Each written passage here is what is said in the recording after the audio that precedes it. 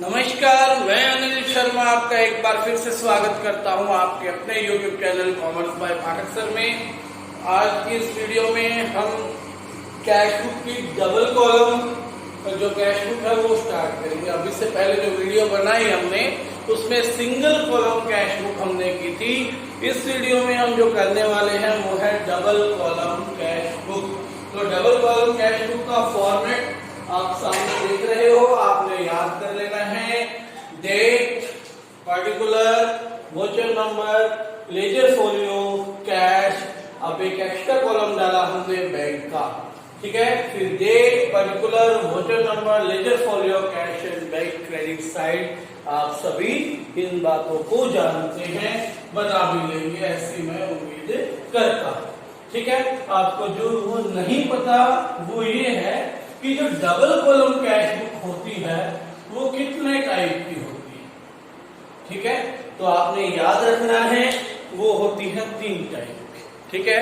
Double column cash book 3 type की होती है।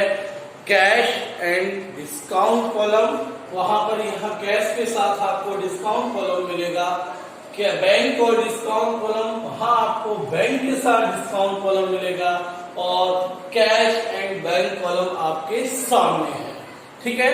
तो जो दूसरी 2 तरह की थी, कैश और डिस्काउंट कॉलम वाली, बैंक और डिस्काउंट कॉलम वाली, ये आपके सिलेबस में अब नहीं है। तो हम डायरेक्ट क्यों सी कर रहे हैं, कैश एंड बैंक कॉलम, ठीक है। तो इलस्ट्रेशन नंबर 6 है मेरे पास, जो मैंने आज आपको सॉल्व करवाना है। बुक है ये डीके गोयल। तो 2017 जनवरी 1 मंथ दिया कि जनवरी 1 2017 को 2017 जनवरी 1 उसने कहा कि कैश इन हैंड है 4000, कैश एट बैंक है 12000। सो टू बैलेंस बीडी, ठीक है। जो बैलेंस होता है उसको आप लिखते हो to balance brought down. Cash column का है 4000 और बैंक कॉलम का है 12000। ध्यान दे, यहां पर आपको सीधा बैलेंस दिया गया है। आपको क्वेश्चन में यदि ओवरड्राफ्ट मिलता है, ठीक है, यदि आपको मिले बैंक ओवरड्राफ्ट तो आपने ओवरड्राफ्ट यहां इस साइड लिखना है, ठीक है। वहां क्या हो जाएगा, बाय बैलेंस बीडिंग। इसका मतलब हमने बैंक को पैसे देने हैं, बैंक बैलेंस हमारा 0 है, नेगेटिव है, और हमने बैंक को पैसे देने हैं तो वो क्रेडिट साइड हम शो करेंगे, ठीक है बात। तो 4 तारीख को क्या हुआ, गुड्स सोल्ड फॉर कैश। 4 तारीख की एंट्री है, गुड्स सोल्ड फॉर कैश, नकद माल बेचा है, माल बेचा, कैश आया, बहुत आसान रहेगी। 4 तारीख की एंट्री लिखेंगे to sales account, to sales account. 4 तारीख को 13,200 रुपए का हमने क्या किया, माल बेचा है, तो कैश कॉलम में आप इसको लिखेंगे। उसके बाद 5 तारीख को है रिसीव फ्रॉम सुरेश, सुरेश से रिसीव किया, तो कैश मिला है, तो टू सुरेश, टू सुरेश। कितना बैलेंस मिला सुरेश से, सुरेश से मिला है 2500 रुपए, 2500 रुपए सुरेश से हमें प्राप्त हुए। उसके बाद 6 तारीख को receive a cheque from Ravi and immediately deposited into bank. 6 तारीख को क्या है, date 6, received a check from Ravi and immediately deposited it into bank. अब ध्यान दें कि आपको चेक मिलने की कंडीशन में 2 तरह की कंडीशंस हैं। पहली, यदि आपको चेक मिला और आपने उसी दिन जमा करवाया। दूसरा, यदि आपको चेक मिला लेकिन आपने उसी दिन बैंक में जमा नहीं करवाया। यदि आपने वो चेक उसी दिन सेम डे जमा करवा दिया है तो इसका मतलब बैंक बैलेंस आपका इंक्रीज हो जाएगा उसी दिन। सो आप एंट्री कर सकते हो कैश बुक में। यदि आपको चेक मिला है लेकिन आपने अभी तक उसे अपने पास रखा है, बैंक में जमा नहीं करवाया, तो आपका bank balance is not going to be increase. तो उस दिन आपको जर्नल एंट्री करनी पड़ेगी, उसके लिए कैश में वो एंट्री नहीं होगी, क्योंकि उसे हम नॉन कैश ट्रांजैक्शन ट्रीट करेंगे। ठीक है, तो ध्यान देना है, यहां पर स्पेशल की चेक सेम डे जमा करवाया गया है या नहीं करवाया गया। यहां पर बिल्कुल क्लियर उसने लिखा है 6 तारीख को कि एक चेक रिसीव हुआ है रवि से और उसे हमने बैंक में जमा करवा दिया है। तो सिंपल 6 को क्या हो जाएगा, टू रवि। ठीक है, कितने रुपए का है, वो है 6400। अब यहां पर ध्यान देंगे कि आपने जो अमाउंट लिखना है वो लिखना है बैंक कॉलम में, क्योंकि आपने बैंक जो है क्या किया है, जमा करवा दिया है। ठीक है बात। उसके बाद 7 तारीख को salary paid to office staff by cheque. Cheque से ऑफिस स्टाफ को हमने 2017 जनवरी 7 को सैलरी दी है, वो भी चेक से बाय सैलरीज अकाउंट। कितना अमाउंट था, 7600 अमाउंट था आपका 7600 बैंक कॉलम में देंगे, क्योंकि पेमेंट आपने चेक से की है। उसके बाद 10 तारीख को paid Sudhir by cheque. Cheque से सुधीर को आपने पेमेंट की, तारीख थी 10, बाय सुधीर कितना किया पेमेंट, 5000 रुपीज पेमेंट की है, 5000 रुपीज। बहुत आसान क्वेश्चन है, बस आपको थोड़ा सा समझना है। ठीक है, 12 पेड फॉर ट्रेवलिंग एक्सपेंसेस। अब यहां पर उसने लिखा कि ट्रेवलिंग एक्सपेंस के लिए पे किया, लेकिन साथ में ये नहीं लिखा इस बार कि चेक से पे किया। तो इसका मतलब क्या है, वो कैश से पे किया है। अगर साथ में चेक नहीं लिखा है तो वो कैश पेड होता है। इसका मतलब 1200 रुपए का जो अमाउंट है वो आपने कहां डालना है, कैश वाले कॉलम में डालना है। उसके बाद 15 तारीख को एंट्री है कैश परचेज। हमने कैश खरीदा है 8000 रुपए का। ठीक है, 15 तारीख को हम एंट्री करेंगे बाय परचेजेस। कैश खरीदा है 8000 रुपए, कैश कॉलम में हम लिख देंगे।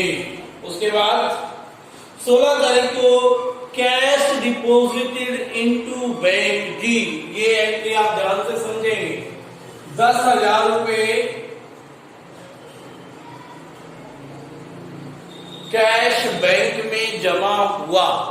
ठीक है, देखो 2 एंट्री है ये, या तो आपने कैश बैंक में जमा करवाया है या बैंक से कैश निकाला है ऑफिस यूज के लिए। ठीक है, इसे बोलेंगे कॉन्ट्रा एंट्री, क्योंकि ये साइमल्टेनियसली दोनों अकाउंट्स को क्या कर रही है, इफेक्ट कर रही है। तो आपने देखना क्या, देखिए ये रिसीट कॉलम है, यानी कि रिसीट मतलब रिसीव होता है प्लस होगा, और पेमेंट मीन्स यहां से आपका कैश माइनस होता है। ठीक है, तो अभी हुआ क्या, इसको आप प्लस माइनस से सीखेंगे। देखिए क्या हुआ, आपने क्या किया, कैश जमा करवाया है बैंक में। ठीक है, तो आपके पास से क्या गया है, कैश गया है, कैश माइनस हुआ, माइनस साइड ही है, कैश में से माइनस करेंगे। ठीक है, और बैंक आपका प्लस हुआ तो बैंक में प्लस करेंगे।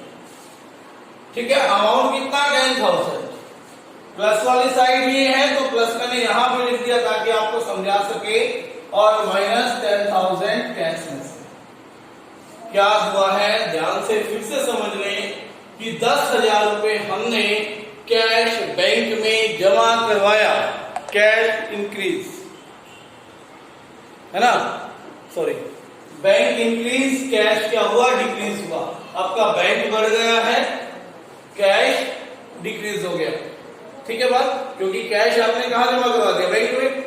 आपके पास से कैश गया, बैंक बैलेंस आपका बढ़ गया, प्लस वाली साइड ये है, बैंक कॉलम में आपने ऐड कर दिया, कैश वाली साइड ये, कैश में से माइनस कर दिया। इसको बोलते हैं कॉन्ट्रा एंट्री। इसलिए लेजर वाले कॉलम में आपने इसे सी से डिनोट करना है, ठीक है, कॉन्ट्रा एंट्री। अब अगली बात जो आपने देखनी है, यदि आपने अमाउंट कैश में लिखा है तो यहां लिखेंगे बाय बैंक, और यहां आपने बैंक में लिखा है तो यहां लिखेंगे टू कैश। उम्मीद करता हूं समझ में आ गई होगी। 16 तारीख की ट्रांजेक्शन थी आपकी। उसके बाद है 20 तारीख को कैश सेल्स। 20 तारीख की एंट्री है कैश सेल्स, 15,100 रुपए की कैश सेल हुई। 20 को क्या हुआ, to sales account 15,100 cash sale हुई थी, कैश कॉलम में लिख दिया। उसके बाद उसी तारीख को एक मशीनरी पे की है और payment made by cash. Machinery पे की, मशीनरी खरीदी है, सॉरी, बाय मशीनरी, कैश पे किया है तो कैश में से माइनस हो जाएगा 800 रुपए, 6800 रुपीज। 21 को क्या हुआ, paid wages for erection of above machinery. इसी मशीनरी को लगाने में हमने वेजेस पे की, और मशीन को लगाने में जो वेजेस पे की जाती हैं वो मैंने आपको बताया था जर्नल में भी, वो मशीनरी के बैलेंस में ही ऐड होती है, क्योंकि वो मशीनरी की टोटल कॉस्ट में ऐड हो जाएगी। हाँ, 1-2 साल बाद अगर रिपेयर करवाएंगे तो फिर उसको हम रिपेयर से दिखाएंगे। उसके बाद 22 तारीख को withdraw from bank for office use. देखिए अब 22 को हमने क्या किया, बैंक से पैसा निकाला और ऑफिस में ले आए, यानी कि बैंक डिक्रीज हो गया आपका, डिक्रीज वाली साइड क्रेडिट, और कैश इंक्रीज हो गया, कैश वाली साइड डेबिट, प्लस हो जाएगा। ठीक है बात, कितना 7,500, 7,500 तो कैश में लिखिए या माइनस में बैंक में लिखिए, कॉन्ट्रा एंट्री हो जाएगी। ठीक है, यहां आपने कैश में लिखा है तो यहां लिखेंगे टू बैंक अकाउंट, और इस साइड आपने बैंक में लिखा है तो यहां लिखेंगे बाय कैश अकाउंट। उसके बाद 23 तारीख को received a cheque from Anil and deposited into bank. एक चेक रिसीव हुआ अनिल से और उसे बैंक में जमा करवा दिया 4600 रुपए से। 23 तारीख को एंट्री हुई, उसी दिन चेक रिसीव हुआ, उसी दिन बैंक में जमा करवा दिया, यानी कि बैंक कॉलम आपका बढ़ जाएगा 4600 रुपए से। ठीक है, बैंक में उसी दिन सेम डे जमा होता तो हम बैंक कॉलम में लिख देते हैं। उसके बाद 27 तारीख को पता लगा कि जो ये चेक हमने जमा करवाया था ये डिसऑनर हो गया, यानी कि उसके खाते में पैसे नहीं मिले, तो बैंक में जितना हमने प्लस किया था उतना ही हमने बैंक से माइनस कर देना है, 4600 रुपए क्रेडिट साइड शो कर देना है। उसके बाद purchase computer and paid by cheque, computer pay किया हमने, ऑफिस इक्विपमेंट हो गया 28 तारीख को, चेक से पेमेंट की है by office equipment, office equipment payment की चेक से 8,000 रुपए बैंक कॉलम में हम डालेंगे, लिखेंगे। उसके बाद पेड चैरिटी, चैरिटी पे की दान दिया है हमने, बाय चैरिटी लिखेंगे 120 रुपए कैश में लिखेंगे, बाय चैरिटी 120 रुपीज। उसके बाद 31 को पेड इनटू बैंक। ठीक है, फिर से एक एंट्री कॉन्ट्रा एंट्री आ गई है, पेड इनटू बैंक, बैंक में जमा करवाए, कितने रुपए जमा करवाए हैं बैंक में, 12,000 रुपए। बैंक बढ़ गया, यानी कि डेबिट साइड बढ़ता है तो 12,000 रुपए लिखेंगे। क्रेडिट साइड घटने वाली है, घटा गया हमारे पास से कैश, क्रेडिट साइड 12,000 रुपये लिखेंगे। जो चीज इंक्रीज हो रही है डेबिट करो, बैंक इंक्रीज हो रहा है क्योंकि जमा करवाया है, कैश डिक्रीज हो रहा है क्योंकि आपने वहां कैश भेजा है। अब लेजर फोलियो में आप करेंगे कॉन्ट्रा, यहां भी लिखेंगे कॉन्ट्रा। यहां बैंक में आपका अमाउंट है तो यहां लिखना पड़ेगा टू कैश अकाउंट, और यहां आपका अमाउंट कैश में तो यहां लिखना पड़ेगा बाय बैंक अकाउंट। अभी क्या करना है, टोटलिंग और बैलेंसिंग करेंगे दोनों की। 4 और 13 17, 2 19 और 5 24, 10 34 और 7 41, 500 41 600 42 100 42 300 42,300 रुपए कैश का टोटल आया है आपका। इस साइड इधर आ जाएगा 12 6 18 10 28 और 4 32 और 2 34 और 10 44,645 45,000 आई थिंक आएगा 45,000। यस,